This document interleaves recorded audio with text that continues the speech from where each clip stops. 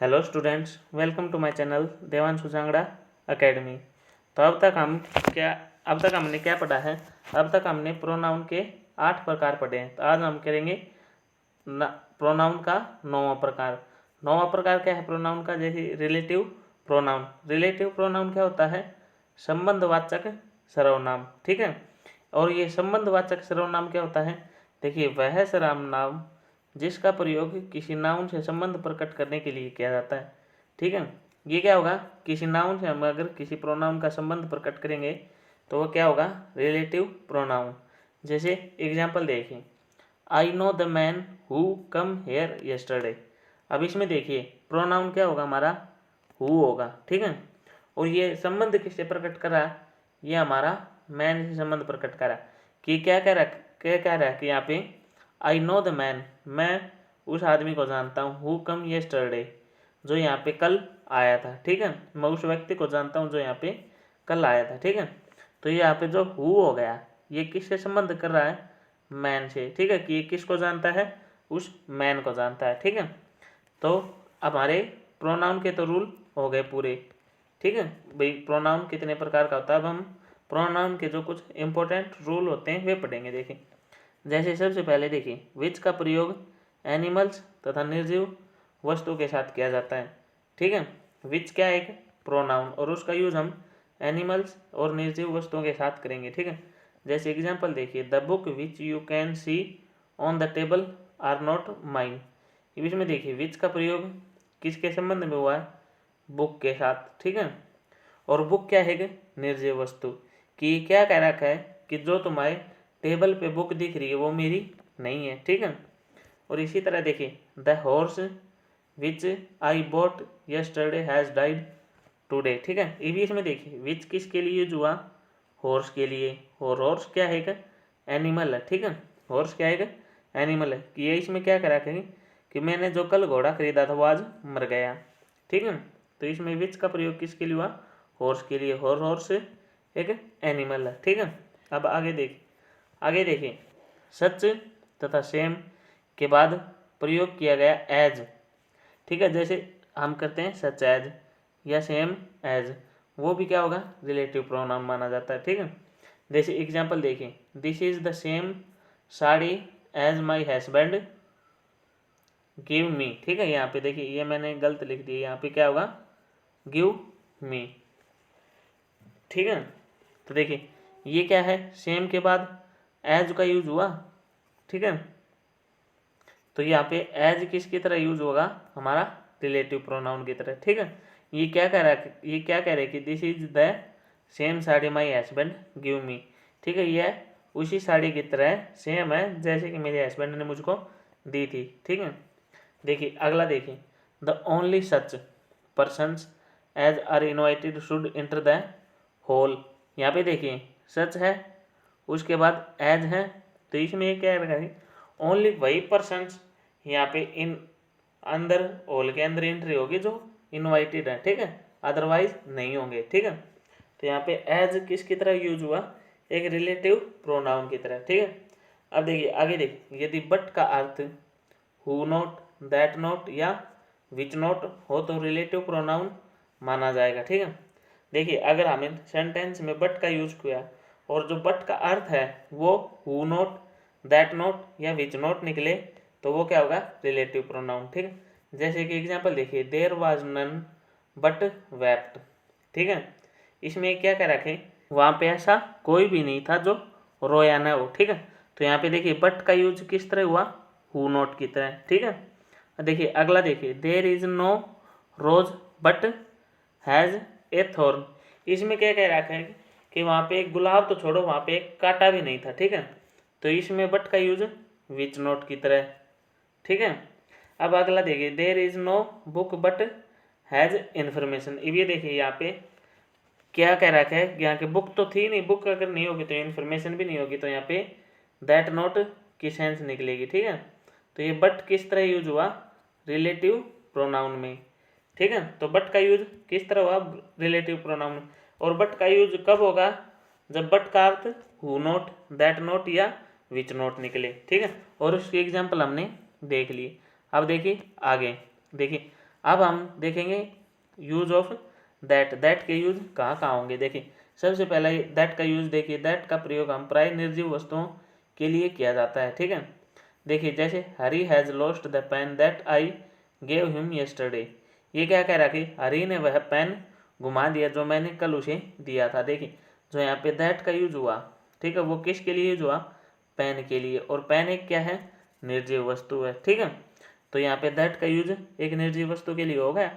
ठीक है, अब देखिए अगला देखिए, इसी तरह दैट का प्रयोग न्यूमेरिकल एडजेक्टिव के बाद भी होता है। देखिए सबसे पहले तो ये क्या होगा, न्यूमेरिकल एडजेक्टिव क्या होगा, जैसे कि देखिए नहीं होता फर्स्ट, सेकंड या थर्ड, फोर्थ, फिफ्थ, ये ऐसे होते हैं हमारी गिनती, भाई ऐसे हम गिनती करते हैं, तो वो क्या होंगे हमारे न्यूमेरिकल एडजेक्टिव। देखिए जैसे Ramchandra was the first headmaster that received the district award. इसमें क्या कह रखा है कि भाई देखिए रामचंद्र मास्टर है, जो हेडमास्टर है रामचंद्र, वो सबसे पहले वाले हैं जो जिन्होंने डिस्ट्रिक्ट अवार्ड प्राप्त किया, कि भाई पहले ऐसे व्यक्ति हैं जिन्होंने डिस्ट्रिक्ट अवार्ड प्राप्त किया। ठीक है, तो यहाँ पे देखिए दैट का यूज है, तो दैट किसके बाद है, फर्स्ट के बाद, और फर्स्ट क्या है, एक न्यूमेरिकल एडजेक्टिव। ठीक है, देखिए आगे देखिए दैट का प्रयोग जेंडर के एंटीसीडेंट के बाद भी किया जाता है। जैसे जेंडर का एंटीसीडेंट क्या होगा, जैसे जेंडर का पूर्व पद, एंटीसीडेंट का मतलब पूर्व पद। जैसे देखिए the child that was lost has been found. देखिए यहाँ पे दैट है, ये किसके लिए यूज हुआ, चाइल्ड के लिए, और चाइल्ड एक क्या है, एंटीसीडेंट है। ठीक है, मतलब जेंडर क्या होता है, मेल या फीमेल। ठीक है, तो यहाँ पे हम अगर मैं आपसे पूछूं चाइल्ड बूझ लूँ मैं, चाइल्ड क्या है, तो आप ये क्या कहेंगे, मेल है या फीमेल। ठीक है, चाइल्ड का मतलब क्या होगा, सीधा सीधा एक छोटा बच्चा, सी वो बच्ची भी हो सकती है या बच्चा भी हो सकता है, चाइल्ड होगा सिर्फ, वो ये तो बताएगा नहीं कि भाई बच्चा है या बच्ची। तो ठीक है, जो मेल और फीमेल से जो पूर्व पद होगा वो क्या होगा, चाइल्ड। ठीक है, तो ये एंटीसीडेंट क्या होगा, चाइल्ड होगा। ठीक है, तो आगे देखिए, देखिए दैट का प्रयोग हम इंटरोगेटिव प्रोनाउन के बाद भी करते हैं। ठीक है, जैसे देखिए who are you that dare challenge में, तुम कौन होते हो मुझे चैलेंज करने वाले। तो इसमें देखिए ये पर्सन पूछ रही है, तो यहाँ पे देखिए हु है, हु क्या कर रहा है, पर्सन कर रखा है, और आपको पता है WH फैमिली पर्सन पूछने के लिए होती है। ठीक है, तो यहाँ पे ये WH से स्टार्ट हो रहा है, तो ये क्या होगा, पर्सन पूछेगा। ठीक है, इसी तरह देखिए तो इसमें दैट का यूज हो गया।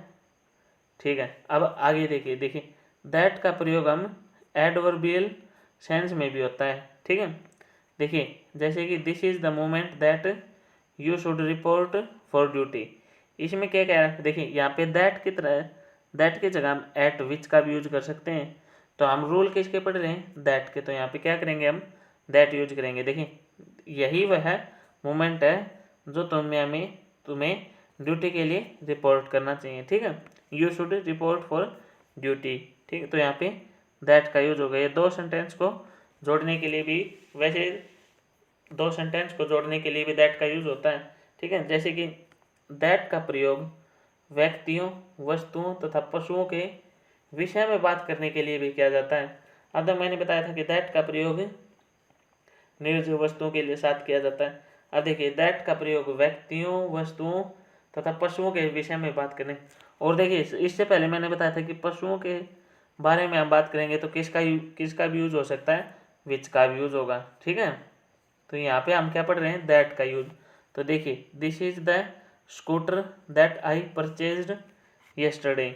इसमें देखिए ये क्या है, मैंने एक वस्तु का ले लिया एग्जाम्पल। ठीक, यहाँ पे देखिए स्कूटर क्या है, वस्तु है। ठीक है, तो उसके साथ, वस्तु के साथ हम दैट का प्रयोग कर सकते हैं।